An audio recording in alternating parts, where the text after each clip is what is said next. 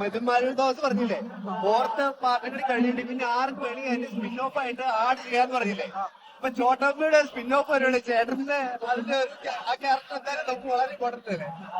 അങ്ങനെ പറയാൻ ആഗ്രഹമുണ്ടോ? പക്ഷെ അത് ഇനിയിപ്പോ ചോട്ടോമ്പ് ഇനിയിപ്പോ എന്തായാലും നടക്കൂല. കാരണം അത് അറിയാല, ലെജൻസുകളായ എല്ലാവരും ഭയങ്കരമായിട്ട് നമ്മളെ വിട്ടുപിരിഞ്ഞിട്ടുണ്ടല്ലോ. അപ്പൊ അതുകൊണ്ട് ഇനിയിപ്പോ കാരണം അവരുടെ കയ്യിലായിരുന്നു സിനിമ. ലാലേട്ടനല്ലേ ഉള്ളു. ഞാൻ കൊറേ ചോട്ടമ്മ എന്താന്ന് ഈ കാലഘട്ടത്തിൽ റിലീസ് ചെയ്തൊക്കെയാണ് അതിന്റെ വാല്യൂ എന്താന്ന് ജനങ്ങൾ മനസ്സിലായത് അല്ലെ. ഓരോ സീൻ കൈഡിയായിരുന്നു. ഭാഗ്യം.